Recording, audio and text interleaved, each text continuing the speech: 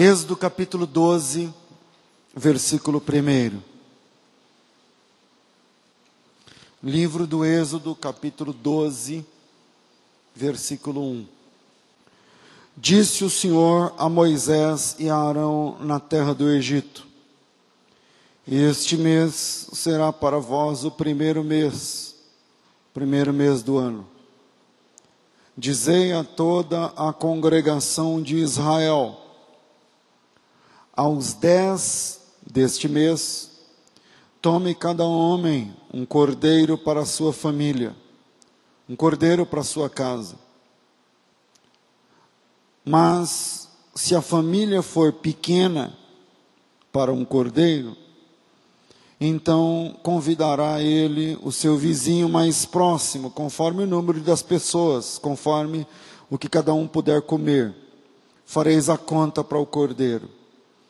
O cordeiro ou cabrito deverá ser sem defeito, um macho de 1 ano, o qual tomareis das ovelhas ou das cabras.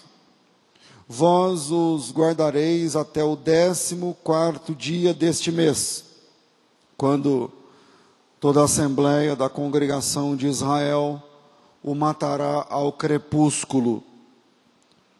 Tomarão do sangue e o porão em ambas as ombreiras e na verga da porta, nas casas em que o comerem. Naquela noite comerão a carne assada ao fogo, com pães asmos e também com ervas amargas. Não comereis dele nada cru, nem cozido em água, mas sim assado ao fogo. A cabeça, também as pernas e também a fressura. Nada deixareis dele até pela manhã. Se algo ficar dele até pela manhã, queimareis ao fogo. Assim o comereis, tendo os vossos lombos cingidos, os vossos sapatos nos pés e o vosso cajado na mão.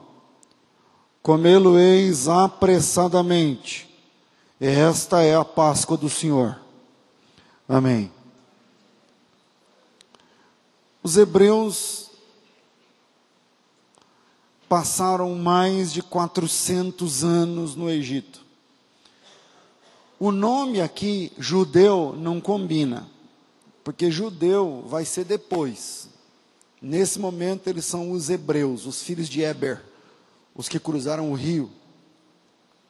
E os hebreus ali, eles, veja, tem gente que acha que eles passaram mais de 400 anos lá, os 400 anos de escravidão no Egito, porque eles pecaram. Mas isso não é verdade.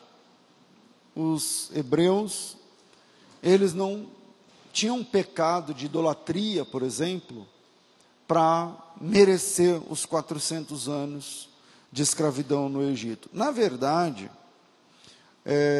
quando eles vão para o Egito, os hebreus não são uma nação, nem um povo.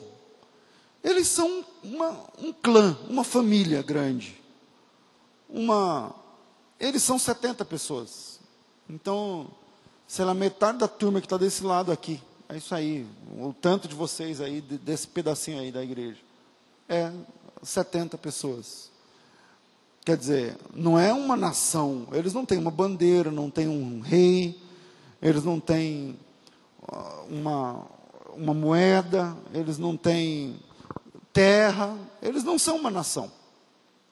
E um dos filhos de Israel, que antigamente era chamado Jacó, ficou famoso porque ele se tornou governador no Egito. E o Egito na época, a superpotência. Os Estados Unidos da época era o Egito.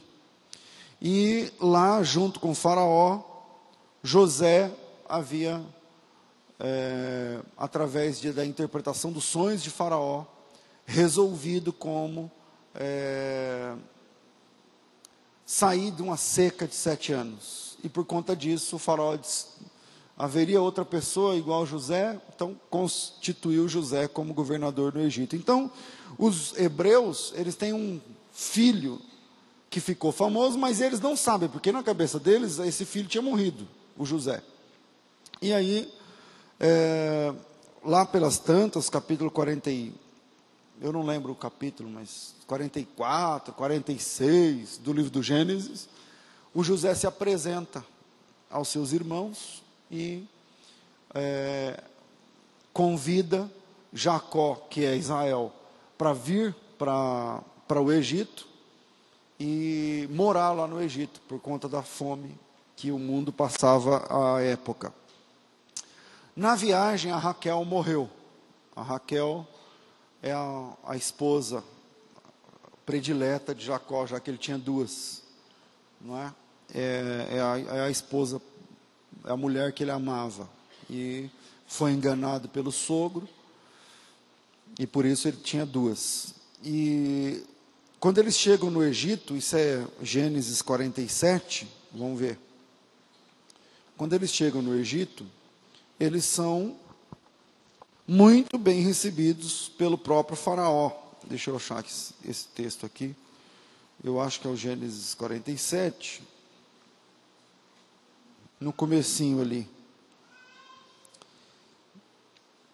47, 5. Então disse Faraó a José: teu pai e teus irmãos vieram a ti, e a terra do Egito está diante de ti. No melhor da terra faça habitar seu pai e seus irmãos. Habitem na terra de Gósen. E se sabes que entre eles há homens capazes, põe-nos por chefes dos pastores e tal. Versículo 7. Trouxe José a Jacó, seu pai, e o apresentou a Faraó. E Jacó abençoou Faraó e tal. Enfim, então eles chegam lá no Egito. E essa chegada é uma chegada de honra, não é? O faraó gosta do José, o José gosta do faraó, o Jacó abençoa o faraó e tudo mais. Mas logo na sequência, eu não vou tentar aqui entregar os 3 pontos, senão fica desconexo. Logo na sequência, começaram a ser perseguidos e escravizados. Quando José morreu, que é 2 páginas para frente, a gente está no 47, no capítulo 50, é a morte do José, lá pelo versículo 22, 23, por ali. Quando José morreu, a Bíblia diz que, aí é o livro do Êxodo, capítulo 1, eu acho que é o versículo 5, salvo engano, mas diz que se levantou um outro faraó que não conhecia José, e aí começa a derrocada dos hebreus, porque eles passam a ser primeiro perseguidos e logo na sequência escravizados, perseguidos e depois escravizados. E como escravos, eles foram, além de escravizados, eles foram humilhados, descaracterizados como gente. E é importante a gente entender esse viés da escravidão no Egito, porque nós temos na América um exemplo muito feio de escravidão. A escravidão não é uma invenção do Brasil. O Brasil teve escravos. Mas uma das escravaturas, ou uma das legislações escravagistas mais feias que tem é a nossa. Porque o brasileiro branco não apenas escravizava ou se utilizava do trabalho do negro, mas ele descaracterizava o negro como gente. E eu não sei se você sabe, mas há poucos anos atrás, eu estou falando há 100 anos atrás, um negro não podia entrar na igreja católica se não tivesse tirado o sapato. Os brancos podiam entrar de sapato, mas o negro tinha que tirar o sapato. Enfim, os hebreus, ao serem escravizados, não foram apenas escravizados, mas foram descaracterizados como gente, como se fossem de uma casta inferior à das outras pessoas. E muito tempo depois disso, quando ele já, imagina, você nasce ouvindo que você nem é gente, e o seu filho nasce ouvindo que vocês não são gente, e o seu neto, chega uma hora que aquilo vira uma verdade, e chega uma hora que eles interiorizam esse discurso, e eles aceitam essa questão. E aí, muito tempo depois disso, e eu não tenho tempo na introdução aqui do sermão, Deus chama Moisés. E todas aquelas histórias e aquelas esperanças de libertação ganham um avivamento, elas se renovam. Opa, vai acontecer alguma coisa. Então, e o Moisés vai até Faraó. Veja, o Moisés era criado com esse Faraó quando ele não era Faraó. Quando o pai dele era Faraó, o Moisés era lá do Egito. E o Moisés vai até Faraó e sugere a libertação do povo do Egito.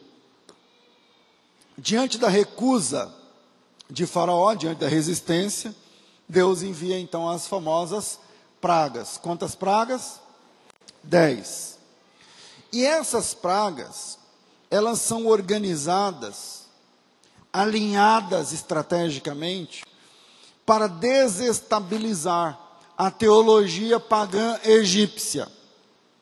Mas não apenas, também elas foram alinhadas para desestabilizar a economia, a esperança dos egípcios, porque mexeu com a água, mexeu com a terra, mexeu com a plantação, mexeu com os animais, mexeu com tudo. E uma a uma, num alinhamento dessas 10 pragas, o Egito foi sendo desmoralizado. Os deuses, o deus Ra, o deus Sol, quer dizer, ficou 3 dias sem o sol aparecer, enfim, a coisa vai, conforme as 10 pragas iam se sendo orquestradas, o Egito ia sendo desmoralizado, e por último, eles tiveram o emocional desestabilizado, porque cada família no Egito, a começar por Faraó, perdeu o filho mais velho, perdeu o primogênito. Então imagina um dia, a Bíblia diz lá no texto que nunca houve na terra do Egito um clamor daquele, nem nunca mais haveria, porque em cada casa tinha um funeral, em cada família tinha um funeral. O faraó velava o seu filho mais velho, enquanto que ninguém podia visitar, porque cada um estava acudindo o seu velório também. E nessa última praga, enquanto essa última praga era impetrada, Deus instituiu a Páscoa. A palavra Páscoa no hebraico é Pessach. E Pessach significa passar por cima, dando o livramento. A ideia básica é que o anjo da morte passou pelo Egito, tirando a vida de cada primogênito. Mas quando ele via uma casa onde tinha Pessach, onde tinha Páscoa, ele passava por cima, ele pulava aquela casa e ia para a próxima, para matar o filho primogênito. Então, a Páscoa era um livramento da desgraça egípcia.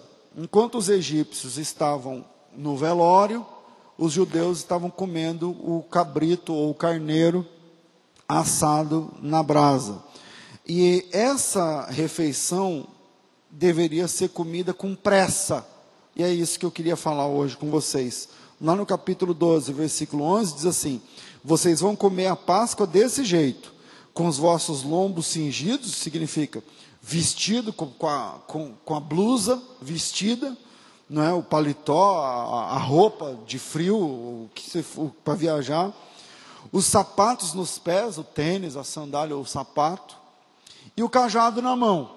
Vocês vão viajar, então vocês vão ter que comer a comida segurando o cajado na mão, com a roupa de viagem, vestido, não é que a roupa tem que estar perto.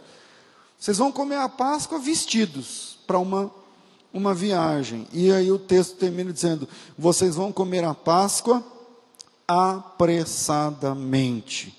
Vão comer a Páscoa apressadamente. Então, o texto sugere que essa refeição noturna tinha de ser comida com pressa. Cada pessoa deveria estar preparada para uma viagem.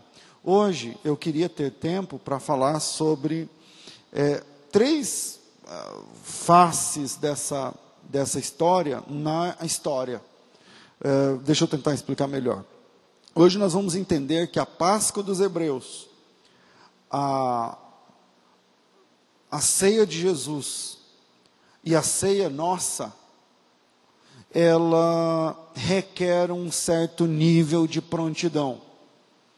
Assim como a Páscoa dos hebreus a pessoa tinha que comer a Páscoa com o cajado na mão, vestido a blusa e o sapato no pé, porque eles iam partir, a ceia de Cristo também ele comeu e partiu para uma missão. E a ceia cristã nós também comemos prontos para partir para uma missão. Então, eu não sei se eu vou conseguir chegar até o fim, mas vamos lá. A primeira faceta desse sermão é o seguinte: os hebreus celebraram a Páscoa de malas prontas para deixar o Egito. Os hebreus celebraram a Páscoa de malas prontas para deixar o Egito. Essa Páscoa significa para os hebreus, esquece agora a ceia, esquece agora a última ceia de Jesus, vamos lá no Êxodo. Essa Páscoa tem um significado muito especial para os hebreus à época. Significa liberdade, significa libertação. E os hebreus deveriam estar prontos para essa libertação. Tipo assim, vocês vão ser libertos, vamos comer a Páscoa. Mas né, vocês vão comer a Páscoa para depois, um dia, quem sabe, uma hora. Não. Ele está dizendo o seguinte: vocês vão ser libertos e vai ser agora. Vocês vão ser libertos e vai ser hoje. A libertação tem dia e hora. Então vocês vão comer a Páscoa. Qual que é a maior reclamação? Eu não aguento mais ser escravo. Então vocês vão deixar de ser escravo. Qual a maior reclamação? Eu não aguento mais ser xingado. Então vocês não vão mais ser xingados. A palavra que eles usavam ali era rapirus, que, no original, que é a ideia de que os cheios de barro. Os hebreus ali eram os rapirus, eram eles não eram gente igual os hebreus, igual os egípcios na cabeça deles. E essa coisa foi tanto falada, que chega uma hora que eles interiorizam isso. Quem vai nos libertar? Quem vai nos resolver nossa situação? Então, a primeira faceta da preparação é que os hebreus tomaram a Páscoa de malas prontas para uma grande viagem. Eles tinham que estar prontos para mudar, mas não mudar de casa. Eles estavam prontos para mudar de vida. Porque agora eles eram escravos, mas amanhã não serão mais. Agora eles estão oprimidos, mas meia-noite, que é a hora que o anjo passa, e a hora que eles vão embora, eles vão mudar o status de pessoas oprimidas e escravos para pessoas livres partindo. Então, os hebreus celebraram a Páscoa de malas prontas para abandonar o Egito. Eles estavam prontos para deixar, por exemplo, a escravidão na qual eles viveram. Mas o Egito não vai deixar isso barato, vai? Não. Quando eles partem, os egípcios vão atrás. E aí, a gente está no capítulo 12, né, do Êxodo, e aí, pula uma ou duas páginas aí, no capítulo 14, eles chegam lá na beira do mar, e aí, do Mar Morto, desculpa, o Mar Vermelho, e aí quando eles chegam lá, o pessoal começa a reclamar: meu Deus, mas então era para isso, ontem a gente tomou a Páscoa, e falou que ia libertar a gente e tal, e agora tem esses caras aí que oprimiram a gente a vida inteira e estão aí no encalço da gente novamente. E aí o capítulo 14 do livro do Êxodo, versículo 13, tem um texto muito interessante. Diz assim: Moisés, porém, disse ao povo: não tenham medo, fiquem quietos e vejam o livramento do Senhor, porque hoje vos fará este livramento. E os egípcios que hoje vocês veem, nunca mais vocês o verão para sempre. Então, é interessante porque eles comeram a Páscoa preparados de malas prontas para uma viagem, a viagem da libertação. E quando eles olham para trás e veem os egípcios, Moisés fala o seguinte: olha bem para esses egípcios e saibam de uma coisa: é a última vez que vocês estão olhando para esses egípcios, porque nunca mais vocês vão ver um egípcio na frente de vocês para oprimir, para humilhar, para zombar, para bater, para escravizar vocês. Essa é a última vez que vocês enxergam o egípcio na frente de vocês, porque o mar vermelho vai dar conta deles, porque o Senhor vai abrir o mar, vocês vão passar, mas eles não vão passar, vocês passarão, mas eles não passarão. Então a Páscoa é o começo de uma jornada de libertação. Eles comeram a Páscoa prontos para uma viagem de libertação. E nessa jornada, sempre há perseguição. E na perseguição, quem cuida disso aí é Deus. Por isso que o Moisés disse o seguinte: fiquem quietos. Eu não sei se na minha versão dessa que eu estou lendo agora fala isso, mas ele diz o seguinte, aqui, versículo 14: o Senhor é quem peleja por vocês, e vocês fiquem quietos. Fica quieto, porque é o Senhor que... Porque tem horas que você faz tudo que está no seu alcance. Você parou de beber, você parou de usar droga, você parou de se prostituir, você parou de roubar, você parou de mentir. Só que tem hora, mas o diabo vem atrás. A opressão vai seguir, não vai deixar barato. E aí quando você parou de fazer, presta atenção, quando você parou, quando você se limpou, quando você se purificou, quando você ficou de pé e saiu desse negócio e começou a obedecer à vontade de Deus, e aí vem a perseguição, aí essa luta não é mais sua, meu irmão. Essa luta não é mais sua. O Moisés diz o seguinte: fique quieto e veja o livramento que o Senhor vai dar para vocês, porque esses egípcios que vocês estão vendo, vocês nunca mais vão ver na vida de vocês. Então a primeira faceta da Páscoa é que a Páscoa ela é tomada com malas prontas para abandonar o Egito. Amém, irmãos? De verdade eu queria ter tempo para desenvolver esse assunto, mas não dá. Segundo, a Páscoa de Jesus também foi tomada de malas prontas. Jesus tomou a Páscoa de malas prontas para deixar a vida. Os hebreus tomaram a Páscoa de malas prontas para deixar o Egito. Jesus também tomou a Páscoa, mas de malas prontas para deixar a vida. Porque numa quinta-feira à noite, Mateus capítulo 26, ou Lucas capítulo 22, melhor Lucas capítulo 22, eu não sei o versículo, talvez o 15. Jesus Cristo diz o seguinte: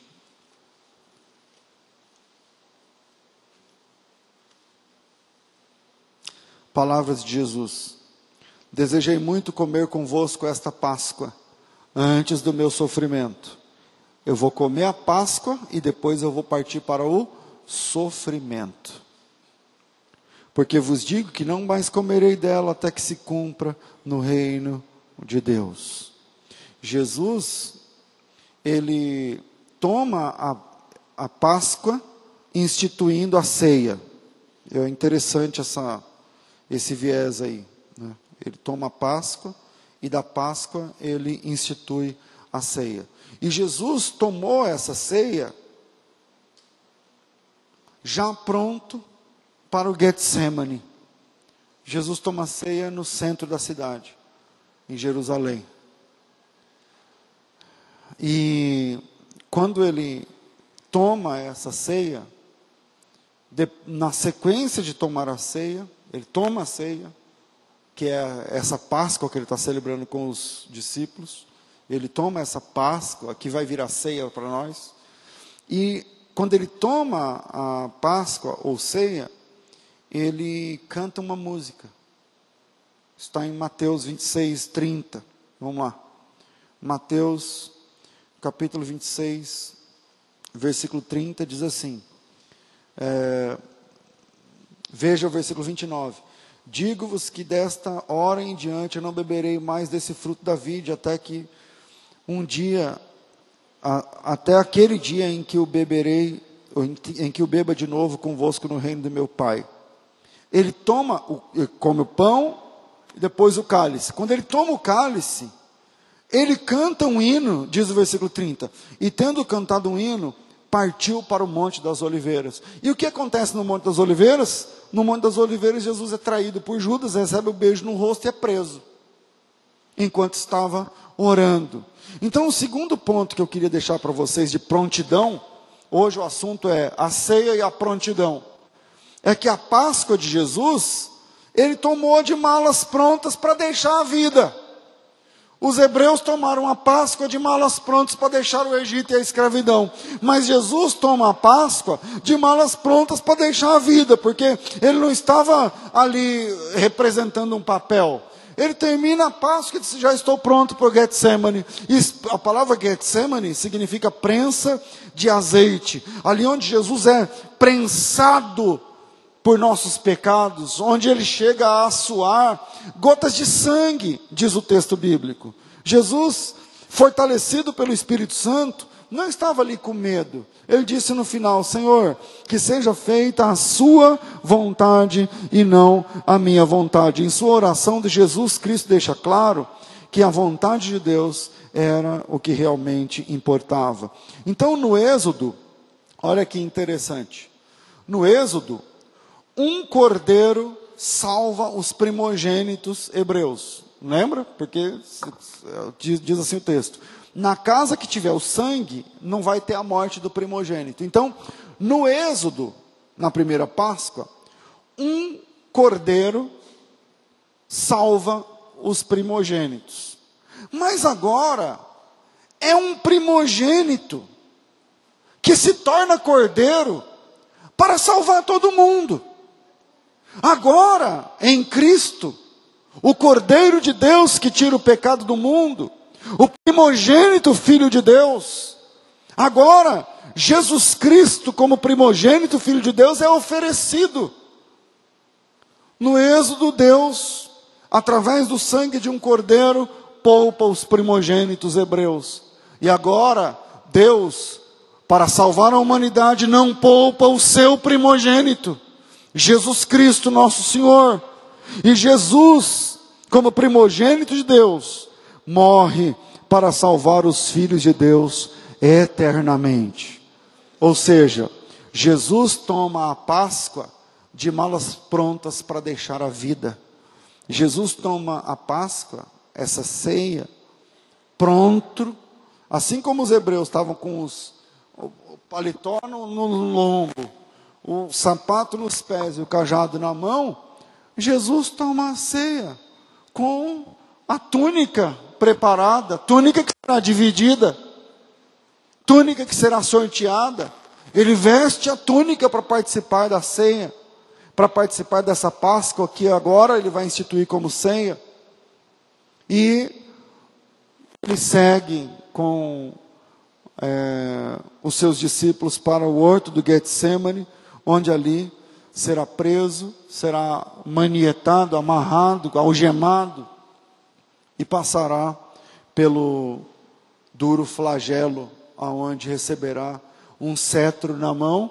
Não tinha que ter um cajado? Ele agora tem um cetro na mão, um cetro de zombaria. Ele recebe agora uma coroa na cabeça, não uma coroa de honra, mas uma coroa de zombaria, para tirarem sarro de Jesus. E desse jeito, Jesus enfrenta o madeiro terrível da cruz. Morto, vence a exigência do pecado. Ressurreto, vence a agonia da morte e reina para todo o sempre. Então, a primeira Páscoa dos hebreus, eles tomam a Páscoa de malas prontas para deixar o Egito. A segunda, a de Jesus, ele toma a Páscoa de malas prontas para deixar a vida. E nós? E hoje aqui?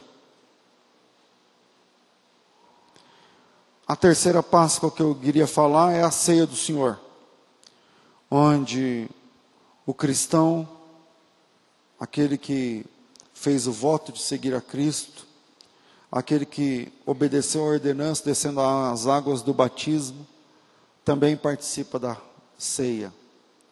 O apóstolo Paulo diz que Jesus Cristo é que é a nossa Páscoa, segundo aos Coríntios capítulo 5, se não me falha a memória. E a igreja deve tomar a Páscoa ou a Santa Ceia também de malas prontas, mas de malas prontas para obedecer. Eu realmente não sei como é a história de cada um. Eu sei de alguns, né? Que alguns vêm falar, pastor, estou passando por isso, isso, isso, mas isso não chega a 5% de vocês que eu estou vendo aqui agora. E mesmo aqueles que eu sei alguma coisa, eu sei um pequeno pedacinho da tua vida, porque você compartilhou, às vezes, num pedido de oração. Mas eu quero dizer para você que a igreja deve tomar a ceia também de malas prontas para a jornada da obediência.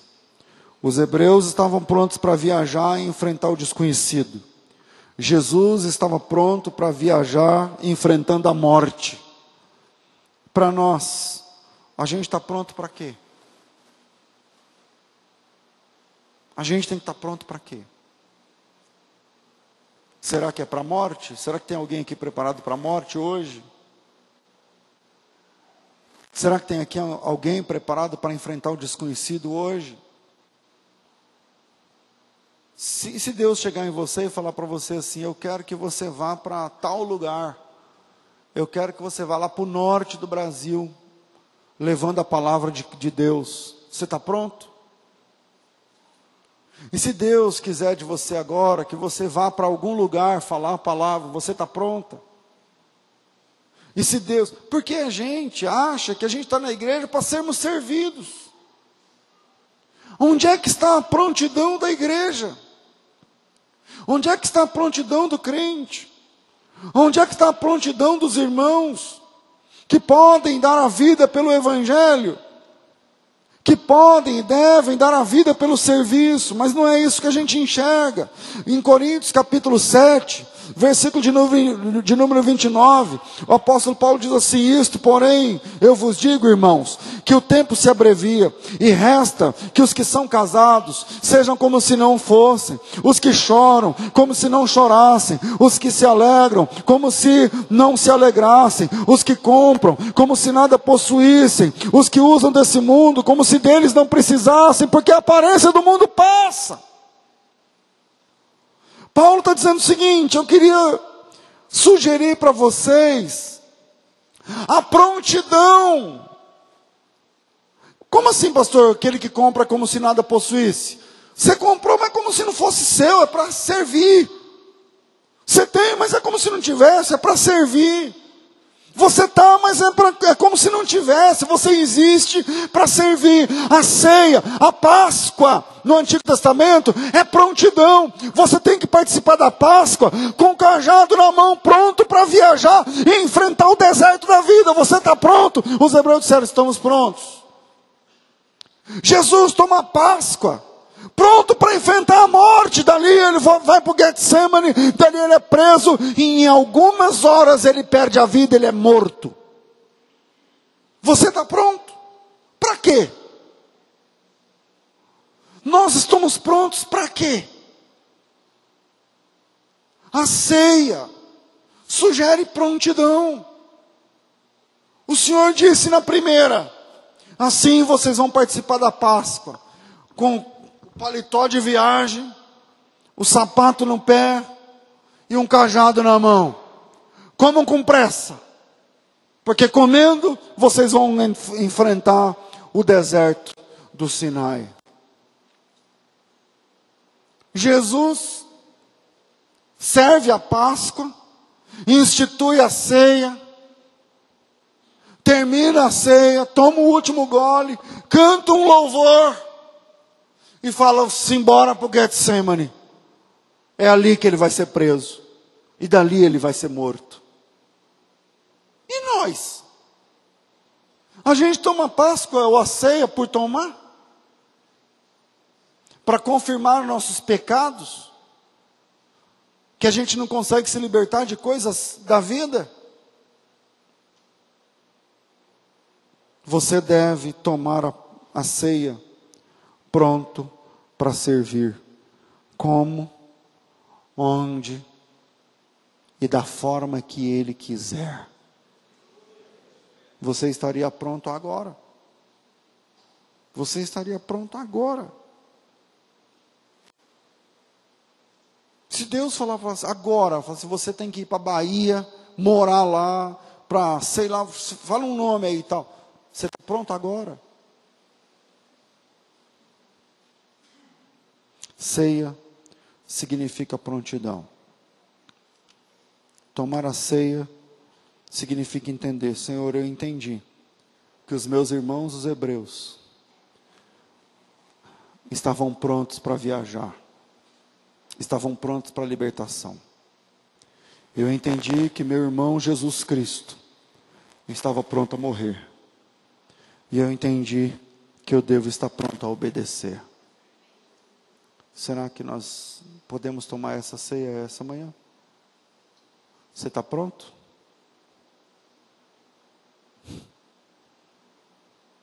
Você está pronta? Você está preparado? Não é uma brincadeira. A ceia sugere prontidão. Amém, irmãos? Amém.